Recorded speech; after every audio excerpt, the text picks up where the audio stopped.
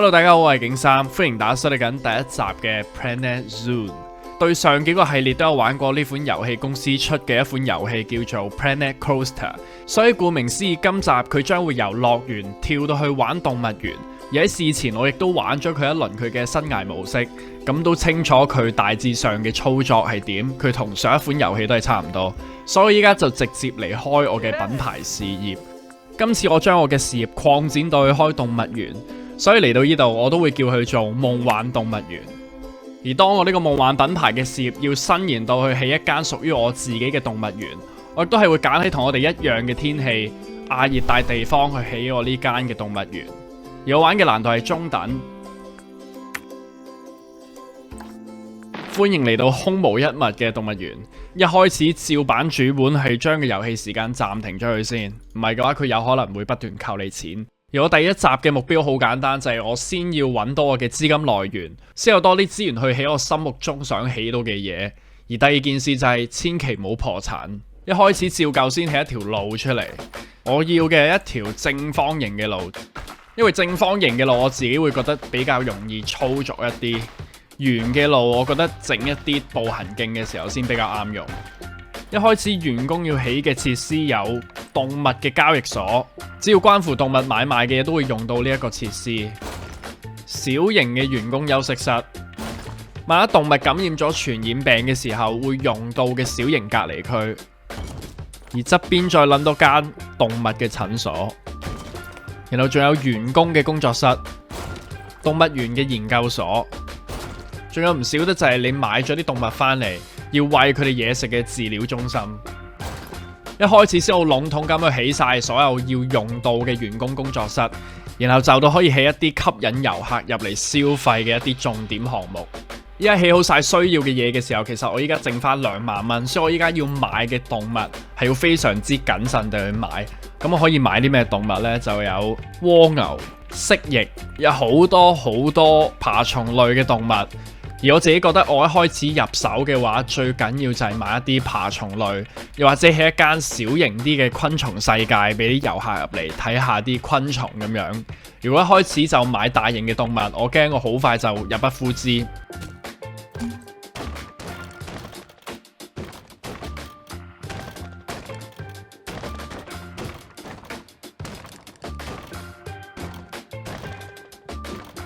你好似見到好似我哋平時用嗰啲貨車卡板搭起嘅一個好臨時嘅小型昆蟲館。個棚架起好咗之後，我就可以放一個3000蚊，係價值3000蚊嘅昆蟲展示區。咁所以你就明點解開始用錢嗰方面要好謹慎。而我總共買咗4對嘅昆蟲，所以我總共係要買12000蚊嘅展示架。今次動物園呢個系列，你係要起埋電力同埋水，而起水同埋電力嗰方面都比較似 City Skyline 嗰一種，佢都係鋪翻喺路面，然後你都係電駁電、水駁水咁樣去鋪路面。然後最重要嘅一樣嘢，其實我哋門票嘅收入只係佔好少嘅比例。咁我點樣維持呢個動物園嘅收入呢？就係我可以放一個叫做捐款嘅箱。而陣間你就明白點解呢個捐款箱係非常之重要，佔我哋樂園收入嘅好大比例。當然一個樂園唔少得嘅就係有埋我哋上下下咁多位員工，我哋有我哋嘅清潔員、飼養員、技工、保安、獸醫。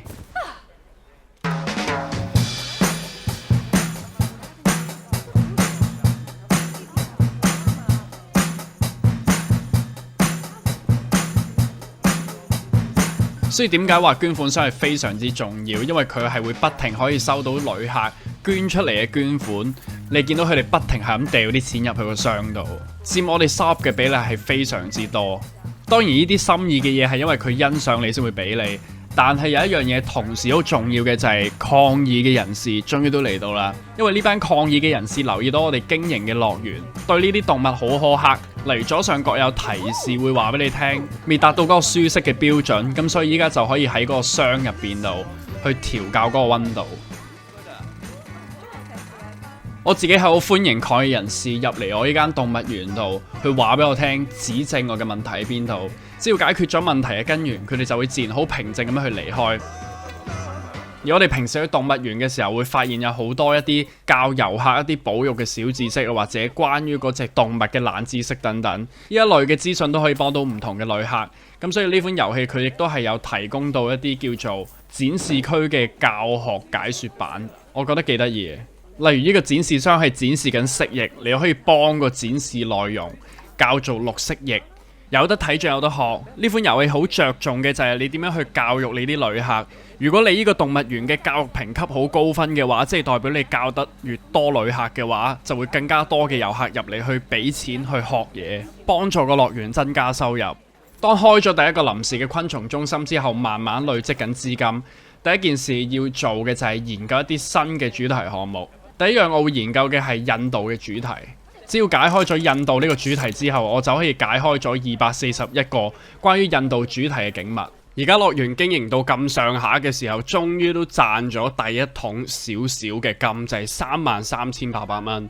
喺呢個時候，我諗住開展一個新嘅計劃，就係幫呢個樂園去擴闊佢嘅園區，起第一個動物嘅主題樂園。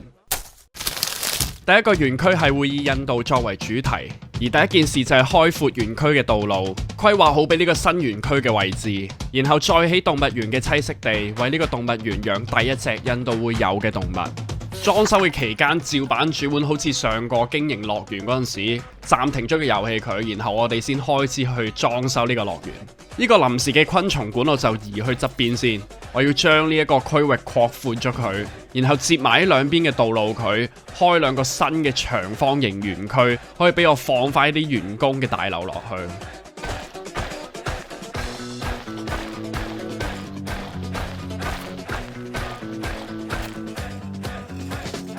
畫好園區個路線之後，依家仲有46,000蚊可以拎嚟買動物。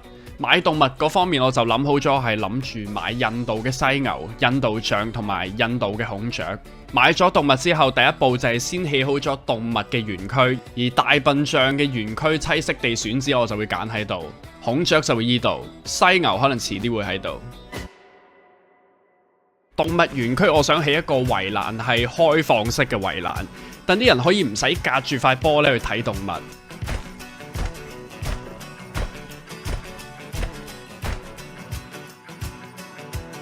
起好個圍欄之後，仲要起埋棲地出入口。棲地出入口即係俾啲工作人員去入去幫啲動物去加食水。點解啲圍欄起到咁流線體嘅最大原因係因為之後會預留啲空間俾我起啲員工嘅設施，到其時再起一啲自然嘅嘢去遮住佢，然後就要開始幫呢個棲息地去做一啲裝飾。而每隻動物對於棲息環境都會唔一樣，例如印度動物比較適合熱帶植物。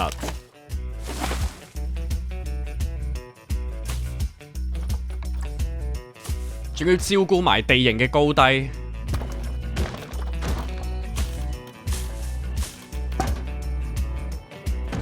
仲要幫佢哋起瓦遮頭，喺一邊放乾草，等佢哋有地方可以休息。而開放式圍欄我會盡量統一用翻網狀嘅圍欄，因為我幾中意網狀嗰一種人工嘅感覺。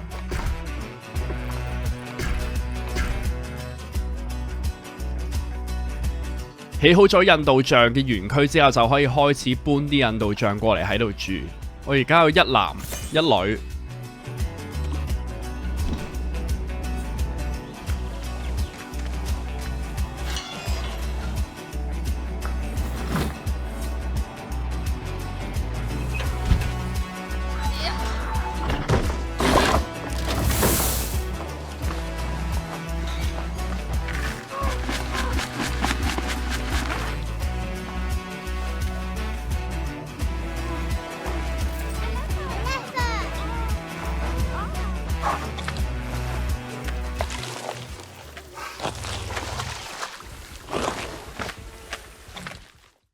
而家先睇下佢哋中唔中意呢個環境，有啲咩動靜。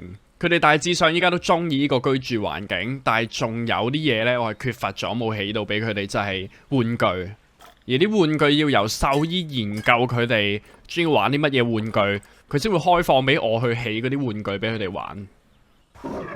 大鑊大鑊大鑊！佢一下撞爆咗個欄，快啲揾獸醫過嚟幫我麻醉佢先。話唔打都等唔切啦！可以俾1000蚊即刻捉咗佢。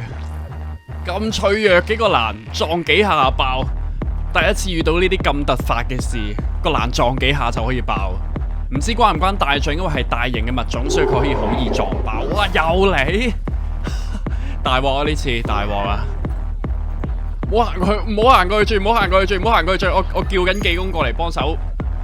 哇！搞唔掂啊！個獸醫好遲先嚟啊！呢1000蚊又係焗俾。啱啱先正式試業，即刻蝕2000蚊。啲欄開始整翻好啦，但我估唔到原來啲網係唔夠包啊！睇嚟佢哋撞幾下就爆。我諗我依家要每個月叫個技工過嚟 check 一 check 個欄先。既然而家開咗一個新嘅動物園區，咁我都係要酌量加翻少少門票價格，唔係我驚應付唔嚟啊！我啲大笨象一個月要食成4000蚊糧。依家暫時票價係大人12蚊，小朋友8蚊。趁而家開咗一個新嘅動物園區，咁多遊客嚟嘅時候，有多一個商機就係可以賣下嘢食、買下嘢飲，或者買下紀念品。暫時嚟講，擺啲臨時嘅小食攤位喺度。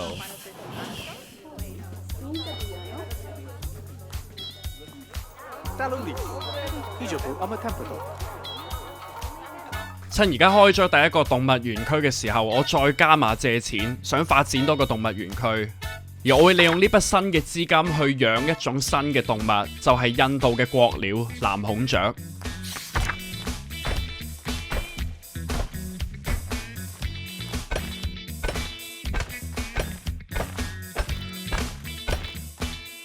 整咗個屋企俾佢哋。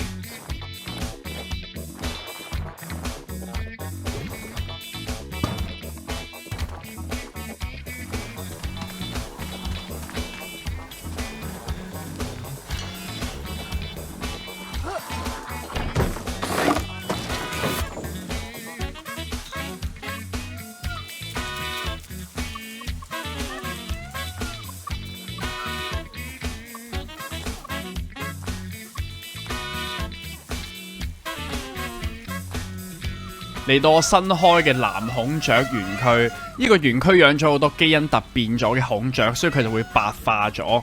而原本就係呢一種色嘅，呢一種就係藍孔雀。而我自己亦都特登幫佢哋呢個孔雀園區整咗一個有一啲瓦遮頭，當落雨嘅時候，佢哋就真係會走晒入嚟去避雨。我覺得呢樣嘢又係幾得意。但係玩到咁上下嘅時候，我發現當冇幫佢哋絕育嘅時候，佢哋就會生咗好多白化咗嘅孔雀出嚟，搞到我開始有啲覺得自己好似經營緊一個養殖場咁樣，係好多嘅白色孔雀。同埋呢款遊戲玩到咁上下，之前都講過話，如果你係要養一啲新嘅好稀有嗰種嘅動物，你係要用保育點數去換翻嚟，就唔可以用遊戲入邊啲錢去買。咁我點樣去拎呢啲保育點數？就係好諷刺地，我係開一個動物園，但係我最尾好似開咗一個繁殖場咁樣，不斷去孕育好多唔同嘅藍孔雀，然後再將佢哋放翻去原野，為咗之後可以養多啲唔同嘅稀有物種嘅生物。咁所以我而家就先買咗好多嘅藍孔雀佢先。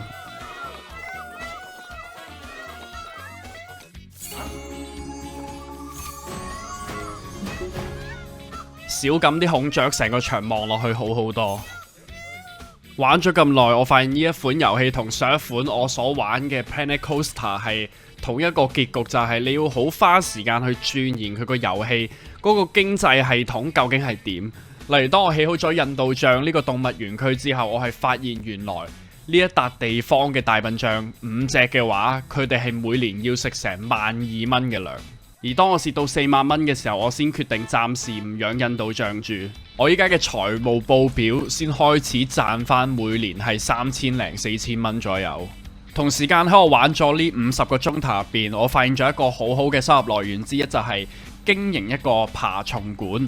首先我都係呼籲大家係領養代替購買嘅，但係有一樣嘢都係好殘忍嘅，就係真係破產啦！你真係要好需要一筆即時嘅資金嘅時候。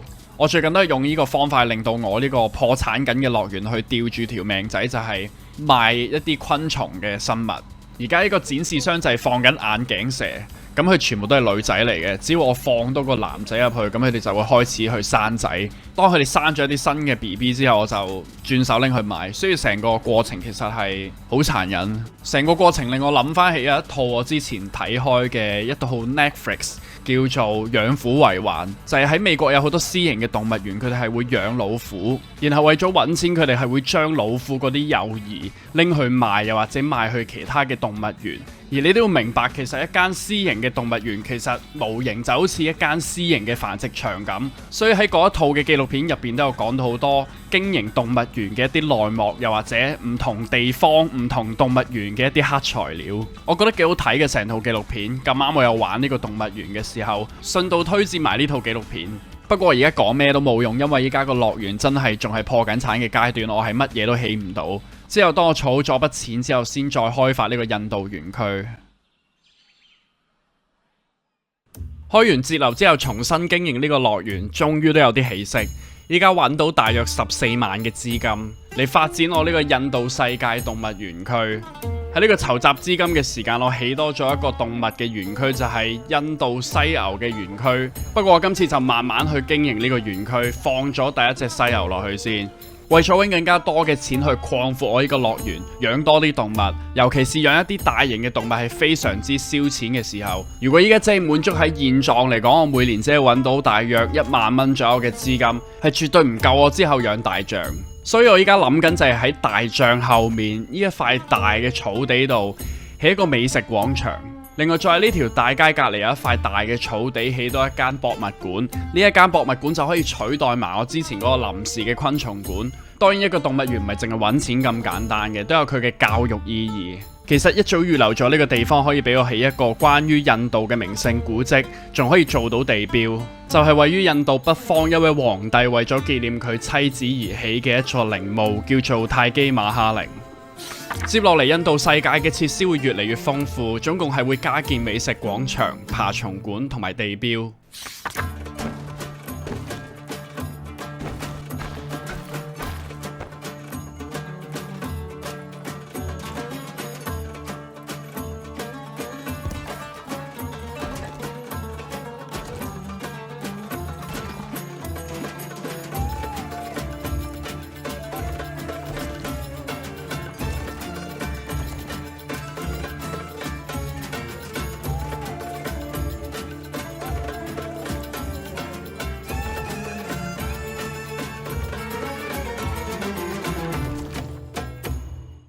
對一對位先 ，OK。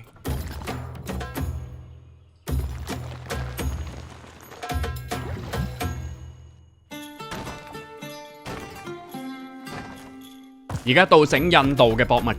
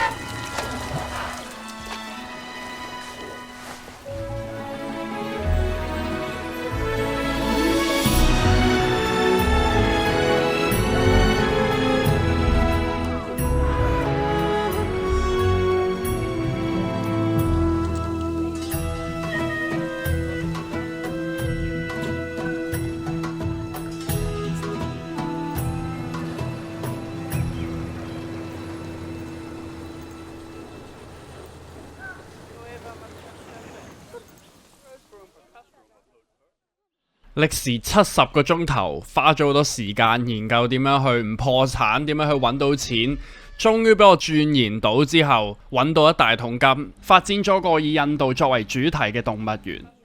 一入到嚟印度嘅主題樂園，我哋首先係會見到有一個花圈，然後再直入就係見到泰姬陵。呢座陵墓喺印度嚟講係一座好出名嘅名勝古蹟，而當我一揾到印度有啲咩名勝古蹟或者地標可以放落去呢個動物園嘅時候，咁啱我就揾咗呢座建築物，我覺得好啱放落去呢個動物園度，所以就整咗呢一座泰姬陵。但係都要講下呢一座嘅泰姬陵係由一個外國人整，我係訂閲咗之後自己再修葺下個圓頂。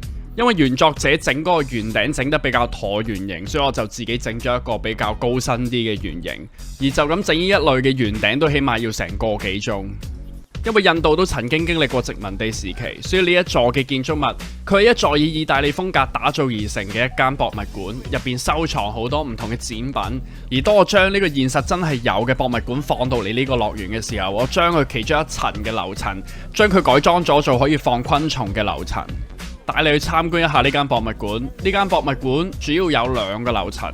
喺現實嚟講，呢間博物館真係放咗當其時好多唔同時期、好多唔同時代嘅文物都放咗落去呢個博物館度。